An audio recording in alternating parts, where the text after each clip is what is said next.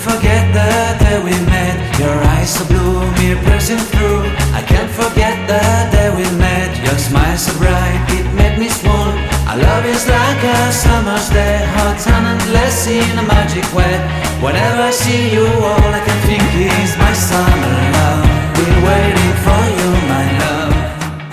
My summer love, been waiting for you. PT Pupuk Kalimantan Timur atau PKT adalah salah satu produsen pupuk urea dan NPK terbesar di Asia yang didirikan pada tanggal 7 Desember 1977. Hingga saat ini, Pupuk Kaltim memiliki 13 pabrik, diantaranya 5 pabrik amoniak berkapasitas 2,74 juta ton per tahun, 5 pabrik urea berkapasitas 3,43 juta ton per tahun, dan 3 pabrik NPK berkapasitas 300.000 ton per tahun. Selain memiliki 13 pabrik berteknologi mutakhir, Pupuk Kaltim juga memiliki fasilitas pendukung lainnya seperti boiler batu bara berkapasitas 560 ton steam per jam, 6 gudang berkapasitas 315.000 ton, 6 dermaga 165.000, 3 tangki amoniak berkapasitas 102 ton. Pada gambar di samping dapat diketahui bahwa urea yang disebut juga pupuk nitrogen memiliki kandungan nitrogen sebesar 46%. Urea dibuat dari reaksi antara amoniak atau NH3 dengan karbon dioksida atau CO2 dalam suatu proses kimia menjadi urea padat dalam bentuk pril yang berukuran 1-3,35 mm atau granul yang berukuran 2-4,75 mm. Urea pril banyak digunakan untuk segmen tanaman pangan dan industri, sedangkan urea granul lebih cocok untuk segmen perkebunan dan industri. Pupuk Kaltim memiliki 5 pabrik urea, yakni pabrik 1A, pabrik 2, pabrik 3, pabrik 4, dan pabrik 5. Produk urea jenis pril diproduksi oleh pabrik 2 dan pabrik 3, sedangkan produk urea jenis granul diproduksi oleh pabrik 1A, pabrik 4, dan pabrik 5. Kapasitas total mencapai 3,43 juta ton urea per tahun. Nah, ada pula reaksi kimia yang terjadi pada pembuatan pupuk urea. Nah, yang pertama yaitu ada 2NH3 atau amonia ditambahkan dengan CO2, karbon dioksida akan menjadi NH42 kali CO3 atau biasa disebut dengan amonium karbamat. Nah, amonium karbamat atau NH42 kali CO3 ini akan menjadi atau diuraikan menjadi NH22 kali CO urea plus H2O atau 2H2O ya teman-teman, itu air. Berikut ini merupakan proses flow diagram dari proses pembuatan urea. Proses diawali dengan pemumpaan amoniak cair. Amoniak cair dipompa dari pompa vertikal yang mempertahankan tekanan reaksi dalam bejana baja tahan karat vertikal. Amoniak dipompa menuju urea sintesis tower dengan konsentrasi 3-5 mol. Pada bagian lain, karbon dioksida dimematkan dengan menggunakan kompresor. Gas karbon dioksida dipompa menuju urea sintesis tower dengan konsentrasi 1 mol. Pada menara urea sintesis tower, menara ini juga disebut juga dengan autoclave. Dilapisi dengan lapisan oksida untuk melindungi dari korosi. Menara ini bekerja pada tekanan 180 atm pada suhu sekitar 185 derajat Celcius. Pada menara sintesis urea, terjadi reaksi antara amoniak dan karbon dioksida. Dengan reaksi di mana amoniak bereaksi dengan gas karbon dioksida menghasilkan amonium karbanat. Amonium karbamat kemudian terurai menjadi urea dan juga air. Dari menara urea sintesis tower ini didapatkan amonium karbamat, urea, dan juga amoniak beserta dengan karbon dioksida yang belum bereaksi dan juga air. Hasil dari urea sintesis tower kemudian dialirkan menuju ke distillation tower. Pada menara destilasi ini terjadi proses pemisahan, di mana karbon dioksida, amoniak, air, dan juga sedikit amonium karbamat dipisahkan dan dikirim kembali menuju ke menara sintesis urea untuk direaksikan ulang dengan menggunakan recycle pump. Sedangkan amonium karbamat dan juga urea dialirkan menuju ke flash drum. Pada flash drum ini, amonium karbamat terurai menjadi gas amonia dan gas karbon dioksida. Gas tersebut kemudian dialirkan menuju ke menara sintesis urea menggunakan recycle pump untuk diolah kembali. Sedangkan urea dialirkan ke dalam vakum evaporator atau pengukur vakum. Untuk vakum evaporator, di dalamnya vakum evaporator larutan urea dipekatkan hingga konsentrasi menjadi 99,7%. Berbentuk seperti bubur urea kemudian dialirkan ke dalam filter tank atau tangki penampung sementara urea. dari motor tank pupuk urea dengan konsentrasi 99% dialirkan menuju ke Preling Tower. Preling Tower adalah menara pengering di mana bubuk cair urea dilewatkan dari atas menara ke dalam ember yang berputar dan memercikan atau menyemprotkan bubuk urea ke bagian bawah menara. Pada bagian bawah menara dilewatkan udara panas untuk memadatkan urea. Semua kelembapan dihilangkan saat urea terbentuk menjadi butiran selama perjalanannya ke bagian bawah menara. Butiran urea kemudian dikirim oleh konveyor menuju ke bagian packing dan juga storage. Pada unit kristalisasi larutan urea dari unit purifikasi dikristalkan di bagian ini secara vakum, kemudian kristal urea dipisahkan di pemutar sentrifugal. Nah, setelah itu dikeringkan dengan udara panas sehingga kadar air menjadi 0,3% berat. Agar kadar biuret tetap kurang dari 0,1%, semua larutan induk yang mengandung hampir semua biuret dikembalikan ke seksi recovery yang berguna sebagai larutan penyerap amonia, dan karbon dioksida tersebut dikembalikan ke reaktor. Panas yang diperlukan untuk menguapkan air diambil dari panas sensibel larutan urea maupun panas kristalisasi urea. Nah, pada unit kristalisasi terbagi menjadi dua macam, yaitu unit Preling dan unit granulation. Nah, pada unit Preling, larutan urea sebanyak 75% dan biuret masuk ke kristalizer untuk dikristalkan dan dihilangkan kadar airnya. Larutan urea yang telah dikristalkan masuk ke sentrifug untuk dipisahkan antara larutan urea dengan kristal urea.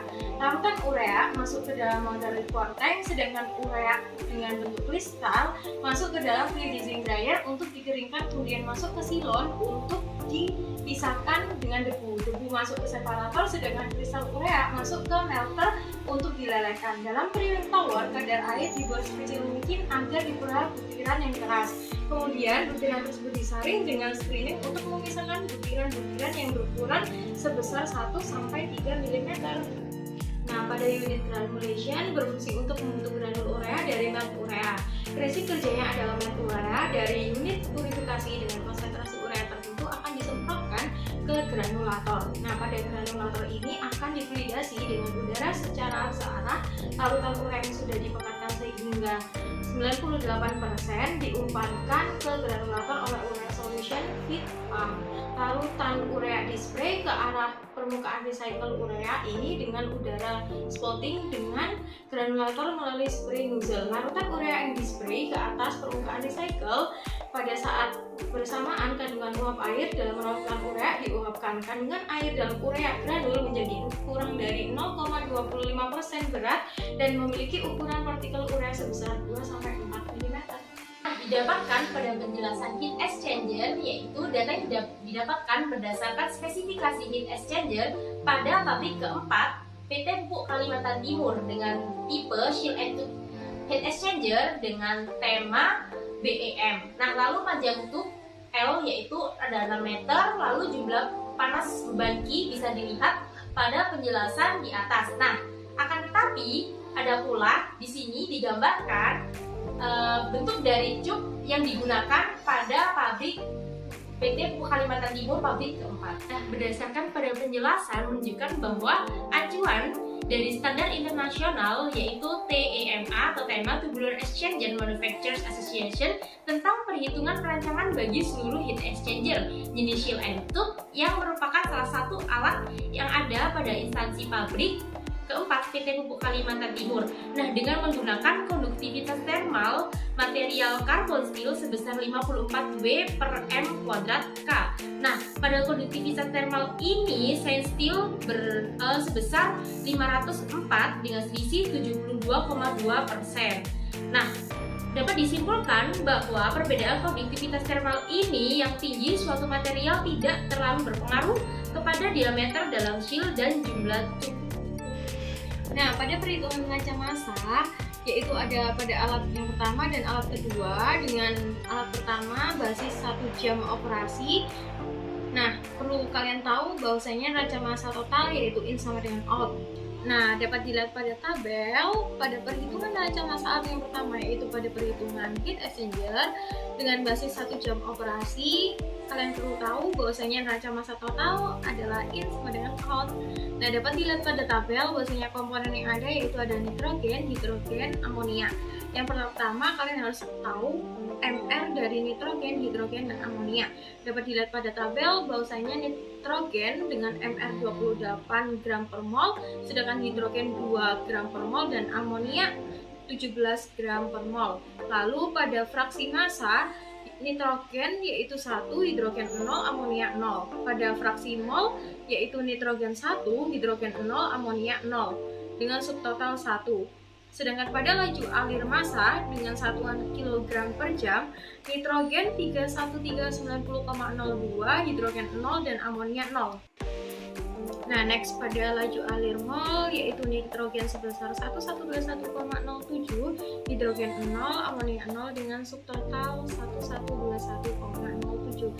Lalu pada inlet N ke-10 yaitu fraksi massanya sama halnya seperti tadi bahwasanya nitrogen 0, hidrogen 1, amonia 0 dengan subtotal 1. Lalu pada fraksi mol nitrogen 0, hidrogen 1, amonia 0 dengan subtotal 1. Lalu laju alir massa dengan satuan kilogram per jam yaitu nitrogen 0,494, hidrogen 3363,21, amonia 0 dengan subtotal 6726,43. Lalu laju alir mol yaitu nitrogen 0, hidrogen 3363,21, amonia 0 dengan subtotal 3363,21. Nah, pada outlet yaitu nitrogen sebesar fraksi massanya 0,494, hidrogen 0,105, dan amonia 0,4, lalu subtotalnya yaitu berjumlah 1. Sama halnya pada fraksi mol, yaitu nantinya subtotalnya berjumlah 1. Nah, pada laju alir massa dengan satuan kilogram per jam yaitu pada nitrogen 11834,06, hidrogen 4035,86, amonia 15246,59 dengan subtotal 38116,51. Dan yang terakhir pada laju alir mol, nitrogen yaitu 672,64, hidrogen 20 17,93, amonia 896,85 dengan subtotal 3547,43. Dengan total seluruhnya inlet yaitu 38116,47 dan outletnya 3816,5. Nah, pada neraca massa alat kedua yaitu pada piring tower sama halnya seperti tabel sebelumnya.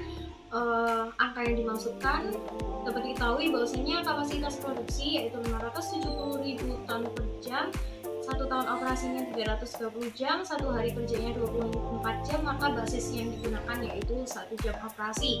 Dengan kapasitas produksi pupuk urea tiap jamnya 15151,51 kilo per jam, yaitu konversi karbamat menjadi amonia dan karbon dioksida 99%, konversi fraksi karbamatnya 0,99 dengan karbamat out yang didapatkan 0,635353 kmol per jam, sedangkan karbanat in yaitu karbamat out ditambah amonia karbamat didapatkan hasil 62,719. Nah, berikut ini akan saya jelaskan terkait neraca panas heat exchanger. Yang pertama pada tabel 1 komponen yaitu ada umpan, produk, panas reaksi, pendingin, kilos, dan total. Lalu yang kedua ada Ki masuk kilojoule per jam dengan umpan 216949940,5 dan produk sampai kilos yaitu berjumlah 0. Lalu totalnya yaitu 216949940,5. Nah, lalu pada tabel ketiga ada Ki keluar dengan satuan yang sama yaitu kilojoule per jam. Didapatkan produk 3762768,38 dengan panas reaksi min 17017443,45, pendingin min 1084749,52, kilos 2169499,04 dan yang terakhir yaitu total 216949940,5. Lalu selanjutnya ada penjelasan neraca energi dari Prilink. Nah, di sini sama pada tabel yang sebelumnya yaitu komponen terdapat umpan, produk, panas reaksi, pendingin, kilos, dan total produk.